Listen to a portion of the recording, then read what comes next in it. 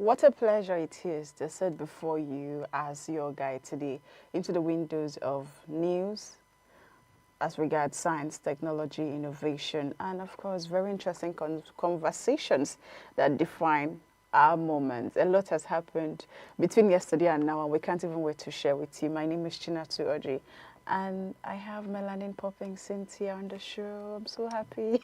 I think I'm still trying to get in this mood of being your co-host. Because yesterday, Cynthia, Cynthia came as a guest, and today she's my It felt co-host. weird sitting at that side of the table, but yeah, I'm back again. And good to be here with you, Chinatu. Good to And be to our here. lovely viewers, good to be here with you again. And like we always tell you, if you like what we do here, if you like things around science, innovation, entrepreneurship, education, policy, development, research, this is the right place to be. You can send your opinion, send your insights to us at Idea Television, and of course via our email at Idea Television Limited. We want to hear from you. Okay, you heard Cynthia. We love to hear from you. But before then, let's go on this short break. When we return, it'll be time for us to dive right into the stories making waves this morning. Don't go anywhere.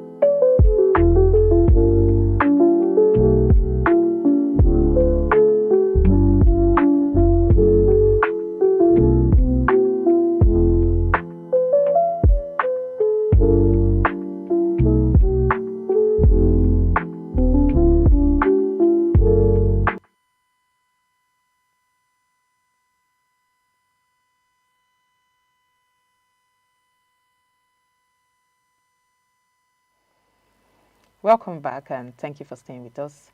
Let's get straight into the leading stories making waves across Nigeria and beyond today. Okay, that's my cue. And the first story we have here says scientists create superfood that could save declining honeybee populations.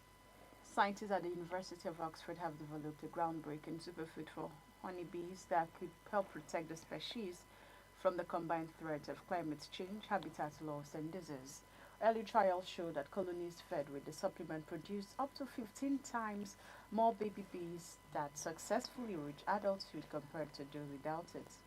Hmm. Honeybees are vital to global food security, pollinating around 70% of the world's major crops.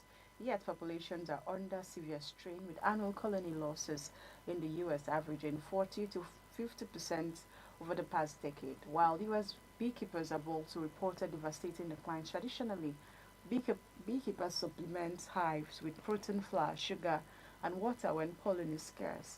But this mixture lacks essential nutrients, particularly sterols, a type of liquid that bees cannot survive without. Wright's team used gene editing to engineer yeast capable of producing the six sterols required for bee development. PhD researcher Jennifer Channels explained how the food is made. In her words, we create a kind of cookie dough with proteins, fat, carbohydrates, and micronutrients, then test which mix with bees prefer and thrive on. After 3 months of testing, colonies on the new diet showed dramatic improvement in survival and growth. Wright believes that the superfood could transform beekeeping, particularly during summers when flowering plants stop producing early.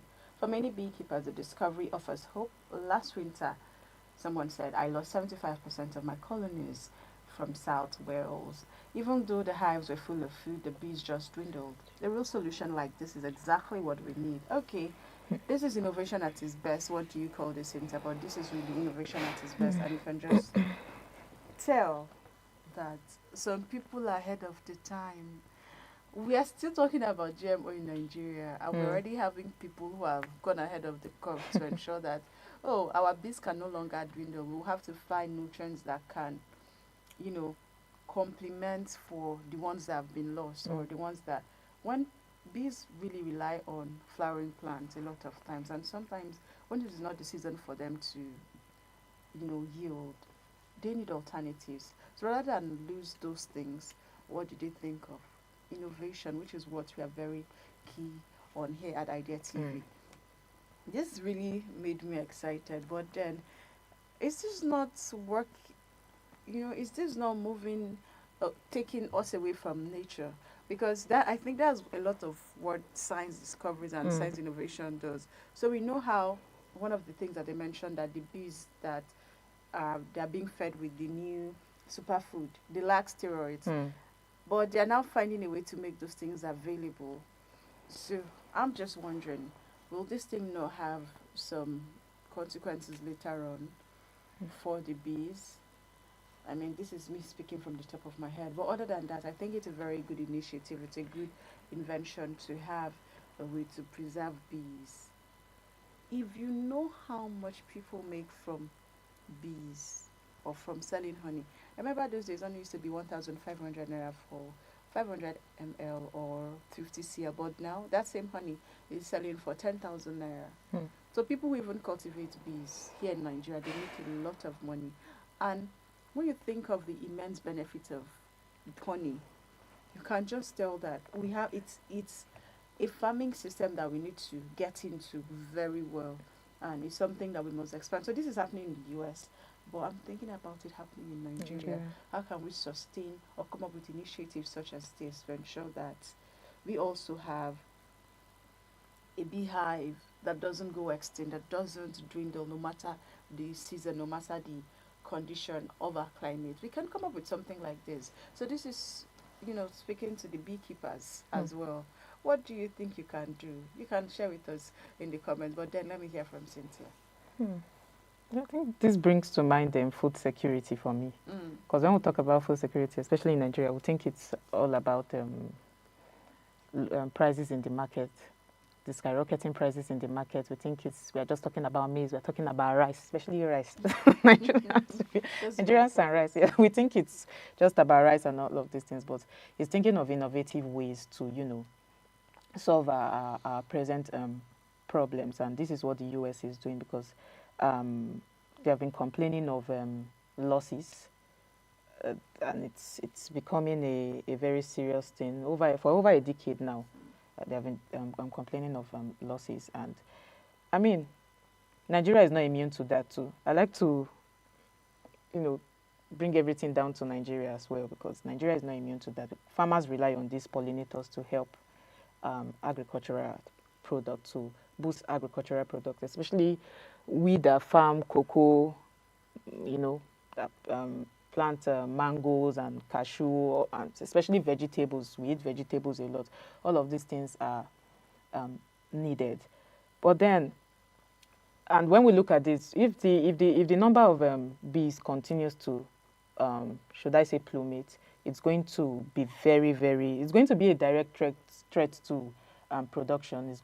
Food production is going to be a direct threat to our livelihood. So thinking of even national economy. So thinking of innovative ways to, solve a problem is the way to go. But then you said something, and that's my own unpopular opinion, like I like to call it, because we may think what they are saying is that they are kind of saying that the decline of bees, or the extinction, should I call it the extinction of bees, could be as a result of even climate change. But what I'm seeing here is that it's not just about climate change, it's even about industrial farming. And that's something when you talked about the GMO and all of these things, it's about industrial farming practices. We are using a lot more pesticide than we use compared to before.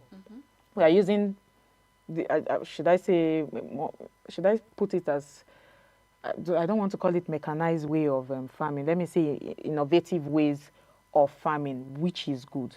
But you ask the question, wouldn't this be a threat to, and that's my own question too, wouldn't this be a threat to, food? Wouldn't this be a threat to nature as well? Wouldn't this be a threat to our lives as well? Because some of these things, most times we kind of shift the problem to it's the climate, is this, but sometimes it's not just about the climate. It is the way we, contribute to our own environment that either makes or mar some of these situations. So I think if we change how we farm, if we change how we, consume, if we, change how we do things, use some of all these scientific breakthroughs, then we can move further. But then GMOs in Nigeria has even been met with, should I say, skepticism. So I'm thinking of, if something like this should come to Nigeria, how are we going to adopt it? We are still trying to adopt GMO for now. How are we going to adopt something like this? What did they call it? Superfood. Superfood. Because we are still in that place in Nigeria where we are trying to understand. I know this is happening in the US, but I'm just looking at it coming, when things like this, when initiatives like this are brought, everybody will want to tap into it and see how it's going to help. But then I'm just thinking the place of tradition, the place of, modern thinking. Until now, modern thinking is still met with distrust in Nigeria. So I'm just thinking, how are we going to adopt things like this going further? But then, let's see how it goes. The real test is if we try. That's true, absolutely. The real test is, we can only know the real test when we try. As we were speaking, something came to my mind. I think about the people who nurse or who have poultry farms, people who have people who even plant. I think that we're even very guilty of some of these things because we use fertilizers. Those who have poultry farms, they inject them some certain kind of things to allow them to grow. People who have broilers that lay eggs, they do the same thing, inject them and make sure that they are producing lots and lots of eggs all the time. And so when you think about that, you see that it's really not different from what the researchers from the Oxford University is doing with the honeybee. It's really not different. But over time, people talk about some of the effect that these things have on us. When you eat the local fowl and the one that's a lot of things are being infused into the body, you can just tell that there is a distinct. Yes, it's different. You can tell. Even the eggs, you can already feel that. Before, there's a way you open when you see the yolk of an egg. It's different, but now it's just there. So aren't we killing the nutrients? Aren't we harming ourselves? Aren't we stopping nature from taking its course? Its course, exactly. That's because cycle. People also tell you that, look at the population. And truly, with the population we have, can we produce natural things to commiserate what we have as a nation? The population is outnumbering the food. So that's a big question. So when we were talking, I said, do you know that we've been practicing some of these things? The other day I was in the market and one man said, this is a plantain. I hope you did not pour something. And I was surprised. Be smelling of cabbadan. So only for her I asked her further. She said, you didn't know that some of the people who sell plantains, watermelon, they have to pour things on them. Yes. I was surprised to my marrow. So when they pour those things, they become ripe and faster sales. And these things are very harmful. Very, very harmful. So you see sometimes even our own enemies, we're the ones harming ourselves. And you grow tomorrow and you have one sort of thing. Because if these things are not going to scientific, this one is different now because it's going to a whole scientific procedure. But then somebody just starts pouring kabai on food, raw kabai. There's nothing that's been done. There's no test. There's no practicality of how safe these things are. And we just take them in. We are endangering ourselves. I feel if we must adopt any artificial means of eating, it has to go through a scientific process. Yes. At least. Let us test and know that. Tested and trusted. Let it be tested and trusted. Because that's the only way we can really know if they are safe. But let's move on to the next area. All right. So to the next news, Sudan Army denies bombing food convoy in famine hits Darfur. Sudan's army has rejected accusations that it bombed a World Food Programme WFP convoy delivering aid to famine-stricken communities in Darfur. The paramilitary Rapid Support Forces (RSF), which controls the town of Melit, where the incident took place on Wednesday, blamed the army for the strike. According to the WFP, a drone attack hit the 16-vehicle convoy, setting 3 trucks ablaze. All humanitarian staff were on hand, the agency confirmed. The civil war in Sudan erupted in April 2023 after a bitter power struggle between the army and RSF spiraled into one of the world's worst humanitarian crises. Both sides have been accused of blocking aid, looting food, and weaponizing hunger against civilians.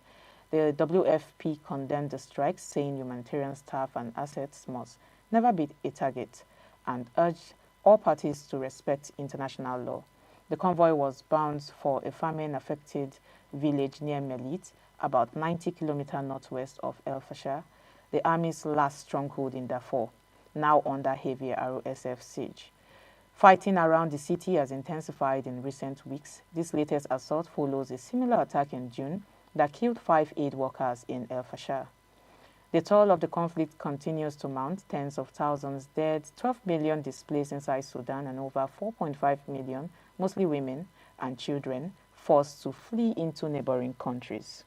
You know, I hate to talk about war, but then this is one of the most, I think this is one of the most heart-wrenching stories that reminds us that war is not good.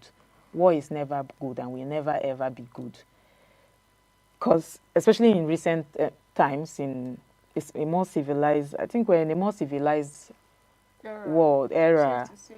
Yeah, and I think it's safe to say, but then this happening, and we most times think war is about just battlefields. The other day we were talking about Ukraine and Russia, and I was talking about how war is not just because we are in a more civilized era now, and then we want to look for other ways to, put war out there. We think it's just about battlefields, fighting, maybe with what do they call them? Guns, bombings, and all of those things. It's not just that now. War, starvation rather is used as a weapon, and this is not. I mean, this is a pattern. It has been a pattern for a long now. It has been a very dark pattern. Let's take Nigeria for example. The civil war that happened in 1967 to 1970. Yes, I mean, it left a lot of people hungry. People died. War was weaponized against civilians. We also saw this in Ethiopia, I think in the 1980s, where there was food blockade. They blocked food from reaching people, and we know what this costs to. These nations that were involved. And in modern conflicts, we can even, I think we should take Yemen too as an example. We've seen the same thing. Starvation is no longer a byproduct of war. I think it's a deliberate attempt. It's a deliberate strategy. And seeing this saddens me, because then, like, I would like to give my unpopular opinion again. This is not just about the war and the starvation being weaponized at this point in time. It's about international outrage. It's loud, but I think it is weak, because when we talk about Gaza, when we talk about Ukraine, we see them going all out. They're in the news every now and then. I mean, the UN have called, or has called them, this war one of the most worst humanitarian crisis of our time, the Sudan war. It started since April 2023. But then, we do not see a lot being done to this. Many a times we condemn attacks on aid workers, but nothing stops this cycle. It keeps happening. But when we talk, like I was saying before, when we talk about, what do they call it, in the global community, I think the global community is distracted with the whole Ukraine and Gaza war. We are leaving some other communities out. We are leaving some other nations out, like the Sudanese lives now. I think, I don't want to use this, but I'll just use it. I think it's valueless, kind of, when we put it on world stage, because not much attention is given to these people. And this war has been happening for a while now, since 2023. It's quite a long time, coming from 2023 to until 2025. And if it's not the RSF doing this, paramilitary RSF says it's not them, the army say it's not, then it's who? Lives are being lost. We are talking of millions of lives being lost every day. So I think it's not just about the famine that is looming in Sudan now. It is how we respond to this. We already know these tactics. We already know this pattern. Starvation is being weaponized for war. But how? What are we doing? What are we doing? What is the global community doing to stop this? How are they responding to this? That's my own take, because I It's very disheartening. I mean, a war that had since April 2019, and this is 2025, and we're still, it still looks like there's no hope in sight for the war to come to a ceasefire. And when you think about the reasons why this war is even ongoing, you see that there's ethnicity, you see that it's political, you see that it's tribalistic, you see that it's religious, and you're just wondering, why are people so intoxicated by power so much so that they do not mind having lives lost every day. They do not mind having their fortunes destroyed every day. Everybody, RSF and the army are fighting over who is going to take over the oil, who is going to take over the gold they have. And they have huge farmlands. Why is it so hard to come together? For God's sake, it's one country. And allow peace to take its course and fight to ensure that these things become a very huge source of income for the community, for the country. But they're fighting so hard. And you're just thinking, because at this point, I'm not even sure they're bothered about their children losing their lives. They're not bothered about anything. It's just, I have to win. It's more about this faction has to win. So if it is not the militias, it is the RSF. So it's like we must prove a point. It's really about a political tussle and the ethnicity that's been able to bind to people. And it beats my imagination because I'm a firm believer in humanity supersedes everything. When you think about the fact that we are, before anything else, we are first humans. We will not have to be fighting this kind of war. So reading about the Sudan war every day breaks my heart. And now, hunger is being weaponized. And you know what happens when people are hungry? They become weak, they can't fight back. Exactly. And if people can't fight back, greatest war strategy. I'm telling you, they'll be subjected to find alternatives, and we do not know what is coming. I'm just hoping that international powers, global powers, step into the case of Sudan. We have children who are displaced. We have women, pregnant women who are in very critical situations. And it is disheartening to see. You don't want to see the videos. You don't want to see how tattered, how disorganized. Oh no. Since every time I watch the war videos from Sudan, it moves me to shedding tears because how are we doing this? These are not outsiders coming to attack us. It is us. That's why it's annoying. At this point in time. It's very. Our understanding has not grown beyond. Brothers are fighting. No. It's different if, okay, you had people coming to fight you, but no. You are fighting each other, killing each other. The same resources you're thinking you want to take control of, you're destroying them. You're opening up your territory to people who shouldn't come in. Exactly. You're destroying your health facilities. You're destroying everything that adds life to that country. Does it make sense? When will it stop? Well, I don't know how I feel right now, but let's move on to the next story. I think something on the lighter notes now, because I don't like this thing that's happening in Sudan, and I'm hoping that there is a ceasefire anytime soon, even though it doesn't look like there's hope in sight, but let's keep our fingers crossed. Okay, moving on. Orphaned Nigerian TikToker Gege earns $30,000 in viral live session. A young Nigerian TikToker known as Gege has gone viral after a live session that drew more than 117,000 viewers and earned him gift worth about $30,000 US. The social media personality, who calls his platform the University of Wisdom and Understanding, is gaining attention for his unconventional advice to men on relationships and finances. In a follow-up video, Gege described the moment as life-changing.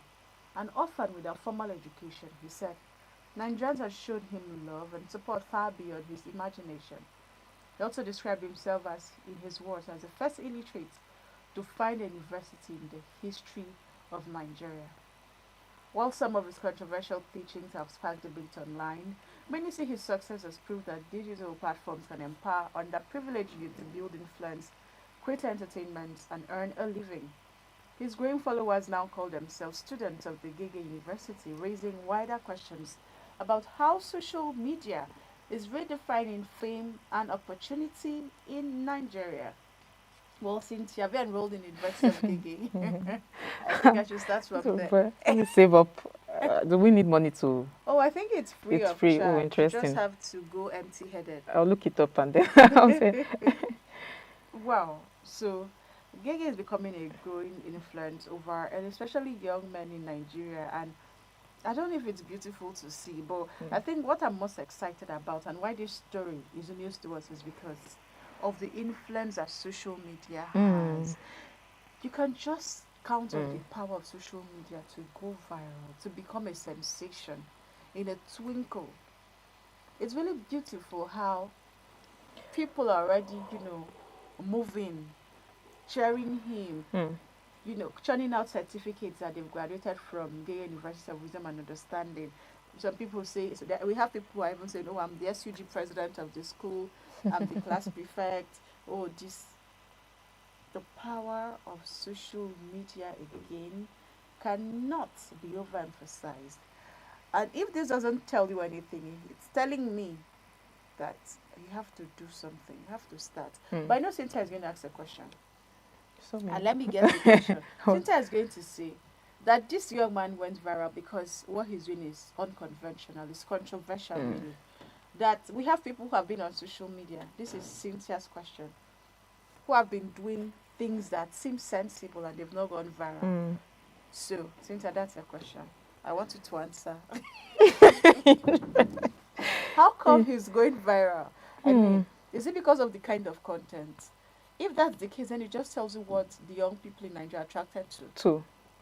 It tells a whole lot. But I mean, this question poses another question. If this is what we rely on now, because I'm saying this more than just relying on. If you are seeking for laughs, seeking for entertainment, that's different. You get, people are seeking for laughs, first of all, to answer the question. People are seeking for laughs, people are seeking for entertainment. Nigeria is a whole lot on us now, not in the very positive way. You know how things are. But then people just are looking for that escape getaway to just be happy. Like Nigerians will always say, they're looking for that escape getaway. They want to be happy. They want to just put their burdens aside and look for something that is going to reignite happiness. A whole lot going a whole lot. So you have to find your happiness. A whole lot. But then I think this it's a thought-provoking story because I like to look at things in-depthly. When like I said, when we look at this at face value, it's inspiring. Somebody that did not go to school, that did not have formal education, that can easily be written off by society, is coming out. He found a global stage on TikTok, turned it into a life-changing, wealth for himself. And like Chinato said, that is the power of digital platforms. That is the power. That is what we can. A lot of people are earning, especially Nigerians, are earning from social media now. Look at what Facebook did yesterday. They added some other ads and streaming tools. Yes, so everybody can be able to earn. At least when you get to, did they reduce it to like 1,000 followers or 2,000 followers? You can start earning as little as 8,000, 7,000, and all of those amounts. But then, like I said, when we look at this, the deeper level of this, Gege describes himself as how did he say it again? The first illiterate to have found a university in Nigeria. It's witty, but it's a witty branding. I like to talk about branding sometimes, because you ask a question, something you ask, that's another answer to the question. It's branding. How you brand yourself out there is another thing. I know there's a place with luck and hard work. yes, there's that crossroad, and you'll be at the middle, and you'll be trying to wonder, but I'm doing this thing. But then, when we look at it at the surface level and at the deeper level, you see branding here. You see serious branding, and that is what is symbolic about social media. When you brand yourself well, when you put yourself in a position that when you know what people want and then you supply them with what they want. Social media is more like demand and supply. What people want, you are giving it to them. You are going to fly. Somehow you are going to fly. And it also, I think it also defines what education and influence means. So when we look at it again, because his followers calls themselves students, and like you said, some of them are think who is going to be SUG, who is going to be, VC deans and whatnot. Like I said before, it shows that people are not just hungry for entertainment. People are hungry for that sense of belonging, for where they can find peace, identify with a community, find that solace. And then he noticed that this is what people want, and then he weaponized it. He used it to his own advantage. Because if people can go out and seek for knowledge, I know we go to churches, we go to schools, university, we go to, you go back home, you want to fall back to them. But these days, you see people come, here it seems like, oh, I've seen this thing before, and you're just looking for an alternative way to, rely and put your problem. But then on another angle, it reveals a crisis in our society. It means that, let me not call him, should I say an illiterate, in quote, TikTok professor, like him, an illiterate. Yeah, okay, I'm safe to say that. It's safe for me to say that rather. He calls himself a TikTok illiterate professor like him dishes out information to thousands of Nigerians. This shows that who are supposed to have been graduates. I mean, it's not who are supposed graduates. It shows that we are seeking for guidance, like I said before. We are seeking for that, and our institutions are not providing that. When I say our institutions, our universities, our school, that's why when they are talking of vocational trainings, they are talking of alternative means of education. I like it. These are the kind of things we must begin to bring. Before guidance and counseling was like a subject in school, but now I don't know if it even exists again. I don't know how strong that is in our schools again. And this is what people are looking for. People are looking for. It means this is a proof that our leadership there's a vacuum in that leadership space, and people are looking for a whole lot more. But at the end of the day, he has amassed some wealth, and it's good for him. But yeah, let's see if we get to enroll in this university. So we're going to talk about this in the discussion segment proper. So now to the last story. EFCC and Immigration deport 51 foreigners convicted of cyber fraud. Nigeria's Economic and Financial Crimes Commission, in collaboration with Nigerian Immigration Service, has deported another 51 foreigners convicted of cyber fraud offenses. The latest group includes 50 Chinese nationals and 1 Tunisian. They were part of 192 foreign suspects arrested in Lagos during a sting operation that covered one of the largest foreign-led cybercrime syndicates operating in Nigeria. This brings the total number of deportees to 93 since the exercise began on August 15. Earlier, 42 Chinese and Philippine nationals convicted of cyber terrorism and Ponzi scheme offenses were expelled. Authorities say the convicts had run an extensive network of internet fraud using false identities and training the staff of Gentin International Company Limited in fraudulent practices. The EFCC chairman, Ola Olukoyede, described the deportations as a landmark in Nigeria's anti-corruption efforts, stressing that the country will not be a haven for cybercriminals. The charges were brought under the Advanced Fee Fraud and Other Related Offences Act of 2006. More deportations are expected in the coming days. First of all, I must commend their efforts to fight in fighting cyber crimes. Yes, because I've seen I think since the beginning of this year, I've been seeing news of deportation of foreigners that are perpetuating such evils, like I would like to call it, in Nigeria. But then, Ah, what strikes out to me here is that for long, Nigerians, even not just Nigerians, even the outside world, they have blamed it on Yahoo boys, most of these cyber crimes, and Yahoo boys in Nigeria, to be precise. But now, evidence is showing that these fraud networks are foreign-led syndicates. They are operating inside our borders. One syndicate, I think the other day, I think some were uncovered in Lagos and with false identities or and whatnot. But then, I think this is a turning point in the perception that the world has held for a while now, that Nigerians are perpetrators of this. This shows that Nigerians are not just perpetrators of this evil, we are also victims of foreign exploitation. Because I know how revered we take, the much reverence we give to foreigners. There's little or no checks. There's little or no regarding the sense of foreigners coming into your country. The regards we give them is even taking them in that high standard. They have come to do this and do that. So we do not check, we do not ask questions. All of these people thrive in our own climb. So this is saying that we should have stronger checks. We should have our borders fixed.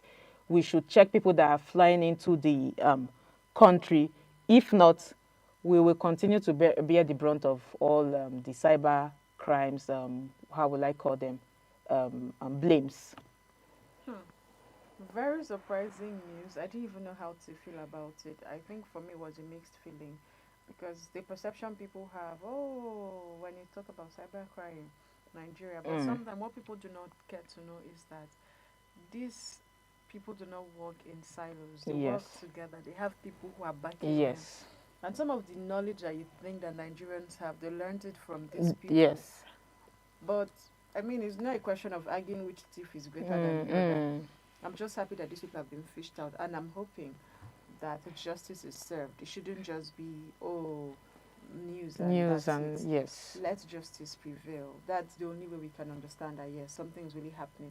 And then this is not a case for, a competition of which country has more fraud. I wish that Nigerians see this as a wake-up call to even get into things that are more legal than things that are illegal. You have all the wisdom, you have all the understanding, you have that smart knowledge, and the only thing you can think of is cybercrime. The only thing you can think of is, defrauding people. What happens to taking that knowledge into cybersecurity, into other jobs that require very, intense tech skills that we are not taking, that we are taking for granted? So, because I know some people will say, hey, you see, nobody say like, but you're still stealing. It's not a defense. This is not a defense mechanism or anything. If anything, this is a wake-up call that, we have to do better. Yes. We have to do better with our young people. I know we want to say unemployment, but now there are many free courses. NIDSA is offering free courses on tech, so you can learn and earn a skill for yourself. That's an example. And there are other sources where you can learn. So when you get these things, start applying for fields that allow you to really express them. Do not think that the only way out is fraud. Don't think that the only way out is Yahoo. It doesn't work that way. Or we do not have time on our side, so let's quickly do the recap of the headline. We brought you news that scientists have created superfood that could save declining honeybee populations. We also brought you news that Sudan army denies bombing food convoy in famine hits Darfur. You heard that often Nigerian TikToker Gigi earns $30,000 in viral live session. And lastly, the EFCC and immigration deport 51 foreigners convicted of cyber fraud. In a moment, we'll be back for discussion segment. Stay with us.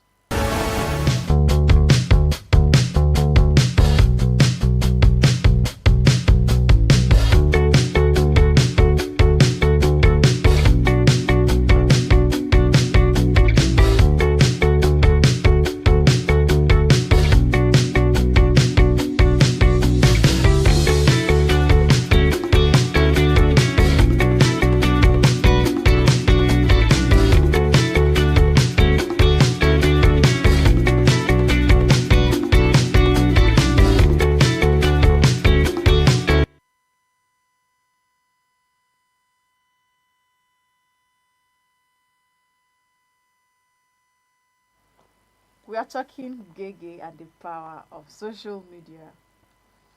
And it's even very interesting because social media has once again proven its power to rewrite life stories, and this time around, it's doing this through the extraordinary rise of a young Nigerian TikToker that we all do as Gigi.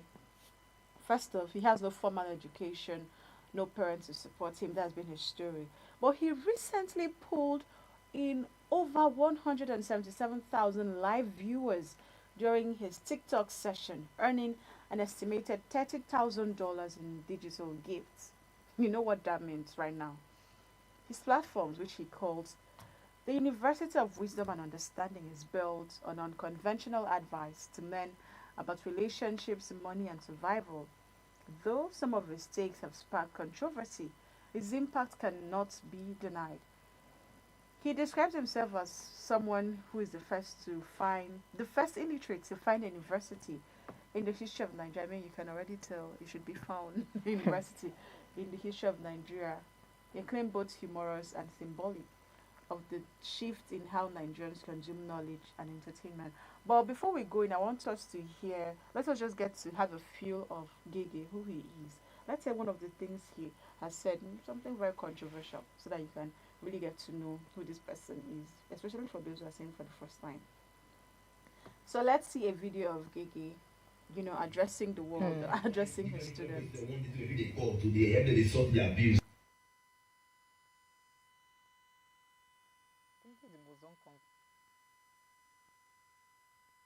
I like it.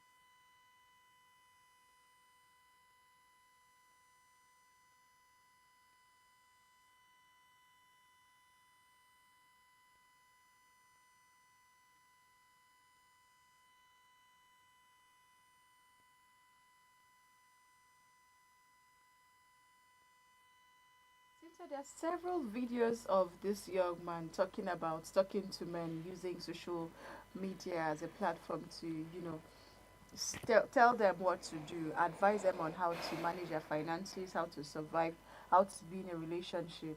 And it's very, very funny to me that you can see videos of people in pretending to be in classrooms with notebooks and pen, writing and jotting down what he's teaching them, and they're like, oh, I'm in level 1, I'm in 100 level, I'm in primary 3, I'm in this class with Gege University, and they're so paying attention, rapt attention. You can just tell that this guy has these young men on chokehold. You can already feel the impact. And then there's something that is very funny. So there's this other lady called Seda Borge, and some ladies are doing like a comeback. So while the guys are listening to Gege, ladies are now taking classes from Seda Borge. And you can just tell, in all of these things, it is about the power and influence of social media. Of social media. On how something very insignificant can fly using social media. I mean, I'm just thinking about the money first. Yes, 30,000.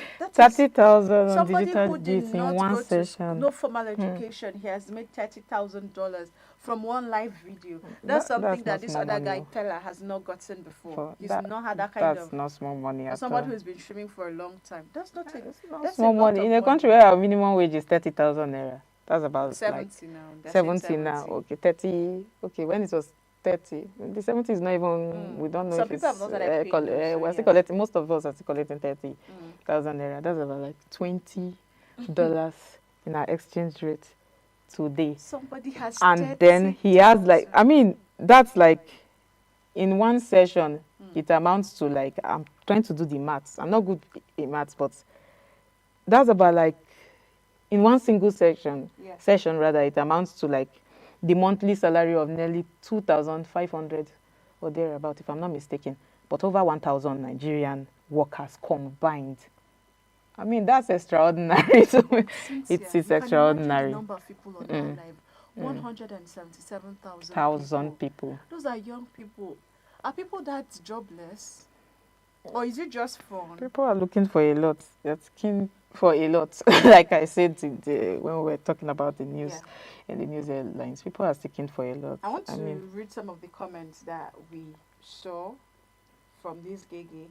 One of the comments said, okay, imagine that he made over $30,000 worth of gifts from your heads. and you will go to beg for 1K 1K. data from your Okay. families. Mm. Not too much. Another comment that really stood out for me was the one that said, "Don't blame Gege, blame your economy." Mm. If the economy was good, people's parents will have healthier finances, Mm. and their girls won't rely on men to buy hair. Mm. If the economy was good and families are okay, boys will not be doing Yahoo. Mm. If the economy was good and boys, okay. So this person is hinging on the economy. And this other one says the motive behind all this is still for him to make money. Help just the play. He's just playing. Plain. Okay, he just the play. Well, you can just tell from the comment that people are seeing beyond just the jokes. The joke. And it's possible that this Mm. is his own strategy for making money. Yes. But the power of social media is what we are capitalizing on today. Mm. How somebody can just tell you your mother is stupid and the person becomes your source of inspiration. And how somebody can tell you you're a mad person and the person makes sense to you and you're inviting people to follow and the person goes viral and wow. I mean, they even form like parties, allies, and Yes. this for this. It's no longer the Davido versus Wizkid Nah. again. It's now Gege University. who is for what Diratels, who is Gege University, who is for Blessing CEO, who is for Cider Bodge, who is for this other one, who is for there are so many, and this is the power of social media. Like we started off, the power of social media. Social media has become a very, very powerful equalizer, and it allows the voices of, anybody can be heard now. Whether you are from a marginal society, you are from, like they say, nobody, you don't have a name, it doesn't matter these days now. You can be heard globally. People will listen to you. Just in the past, if it's the access to such things was these days they'll say you are who you are, I am who I am, and all of those things. You can make yourself who you are or who you want somebody to people to take you as.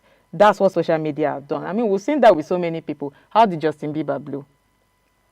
It's the same way. It was YouTube. Started posting his music, posting some of his stuff. Those videos are still on YouTube. I like the fact that he didn't take them down. He's going to go back and see them.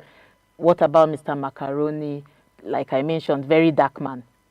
All of these people, they blew from social media. Blessing CEO. I'm even calling the names of people that do things similar to his. And look at what very dark man is even using his stage, his platform rather, to, do. We've seen a whole lot of them. So Gege's case is just a reminder that you don't necessarily need, in these our modern days, modern times, you don't necessarily need formal education or formal schooling. Not that it is not good, I'm not reeling it out. Education is underrated these days, and it's something we must discuss. Should it be underrated? Should it be disregarded? But then, it means, I'm just looking at this from the aspect of anybody can be anything at the end of the day, and that's what social media is doing for us. So it's a good thing what social media is doing for us. It's a good thing. Commands that audience. It commands that, respect. I mean, me and my sister were having a conversation the other day, and she was talking about how people respect these influencers more than people that have, some of them have degrees. I'm not saying all of them do not have degrees, but I mean, even those that have degrees, they keep their degrees aside. Just take a look at the role like Lasisi Elenu is playing, a local man, or Mr. Macaroni. Some of these roles they are playing, meaning we are keeping degrees one side and we are facing, it's what people want. Let's give them what they want. So you can just say anything, come out and do anything. But then social media is very strong. I like that you ended with social media is very strong, because what I'm seeing here is that social media is giving a level ground for everybody from various backgrounds to come play, come compete. It's almost like the survival of the fittest. So if you're fit, if your idea, if your controversy, anything that you can put out there on social media, if it is good enough, then it will sell you. It will make you go viral. It will make you become a person of influence. Like you said, isn't it disheartening that we're respecting some of those people regardless of their influence? Sometimes they say things and you're wondering, are these people thinking? This doesn't even make sense. This doesn't even make sense. But then you have people cheering them on. And the people cheering them on are people who supposedly went to formal school, who are read, who are scholars. And you're wondering, really? Why? That is the power of influence. At this point, I was telling somebody that there's a way you'd become a fan to somebody. The person tells you you're stupid, and you say, yes, sir. Mm. You'd find somebody to the point where the person tells you, oh, submit your money. I mean, we've seen cases where some of these influencers influenced for some fraudulent investment Mm. brands, Mm. and people gave that cult following because it came from my idol, it came from the person I like. If this guy comes out tomorrow and says, oh, and suddenly starts saying, what was that thing? MMM. MMM is good now. You'd be Misinformation. amazed that this 177,000 people, you might have 100,000 going back to invest. They won't think through. They will just say, "Oh, Gege is saying this," and that's it. So for me, again, this is a call to those people who universe has been kind enough to give you an opportunity to leverage on. What level of influence are you yielding? Are you filtering the brands you influence for?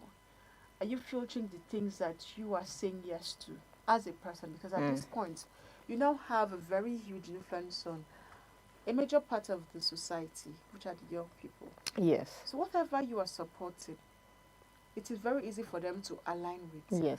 So you must take into cognizance the things you're saying yes to. Do not promote.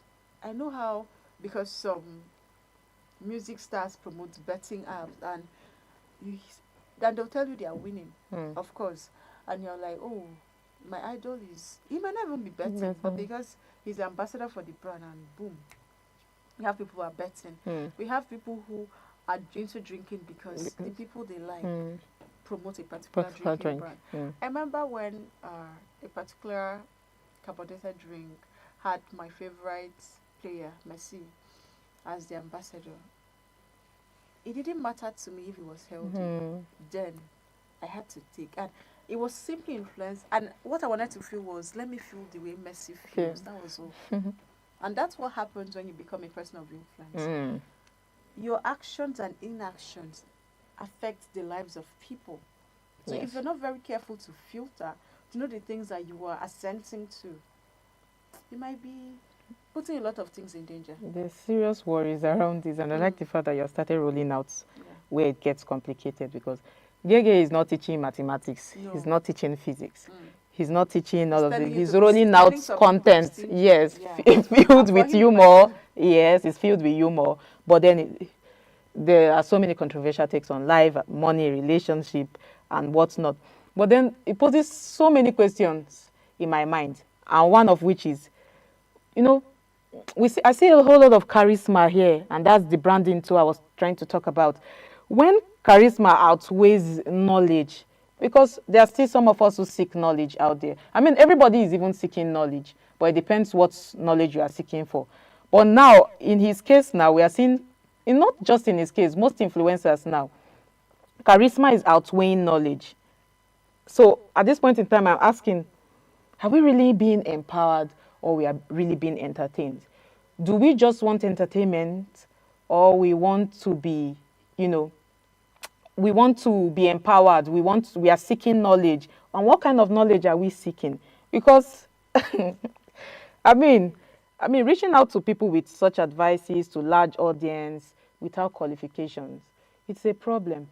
The research I was carrying out on how to leverage social media platforms for content creation, and how people perceive it, the perception people have around it.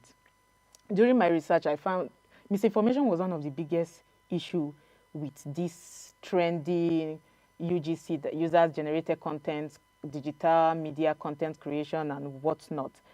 Misinformation is a big issue. Some of this information may genuinely help people, but then most of them,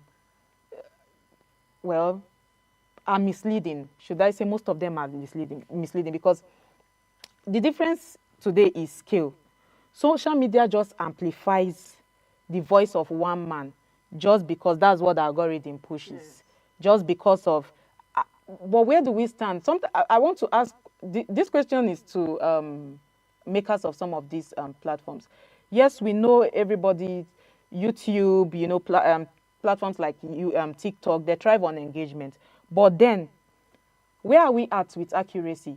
What are we trying to put back or give back to the society? Do we just want a society that will entirely or majorly thrive on entertainment, on what people want to see, what is popular? Because what is popular, mind you, doesn't mean it is right. What is popular may not always be right. It isn't what is right. So at this point in time, what are people even seeking out there? What do they want? Back in the days, it was, I remember when we rush, maybe we are playing outside, we rush inside because it's time for Who Wants to Be a Millionaire. Super Story, Binta and Friends. We'll go and watch this Cowbell, PDR, you know, all of those things. And Who Wants to Be a Millionaire was my absolute best, because we start answering the questions before the question. And you know, some of the, even the games we play then is names of cars, colors, can you spell this? But these days, I don't know. It's not like this is bad, social media is bad, but we just need that balance. Yes, we need that balance.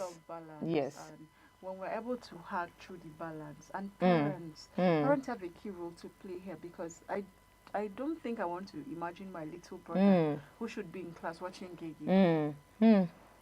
So when we talk balance, it's okay for the adult. I mean, the young man in 20s, 30s.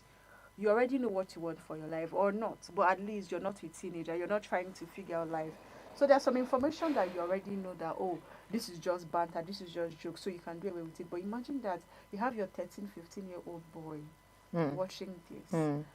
At that stage, the child needs to read more books. The child needs to learn some skills. And not listen to somebody who has hacked through life in some way, and somebody who is telling them that, oh, school is scam. Because that's what he's saying. Without having to really say school is scam, but you saying, I'm an illiterate and I'm founding this. I've started something. You don't need to tell me that school is scam.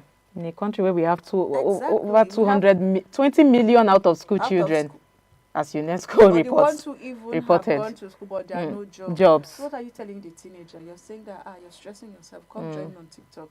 And the truth is, when the content creation is out of the way, what is remaining of what is left of us is what we make of ourselves. Of ourselves. People want to. And the truth is, these are all relatable. If you check, these are all platforms that are built. They can go down in any day, and when they go down, I remember To Go. There were days of To Go. Where's To Go now? But let me just see. If all these platforms were, I hope we still have substance to hold on to. That's the thing. But if your whole life is really just about content and it's just there, you have no substance outside of TikTok, you have no substance outside of social media, then I'm sorry, you need to be admitted in a hospital.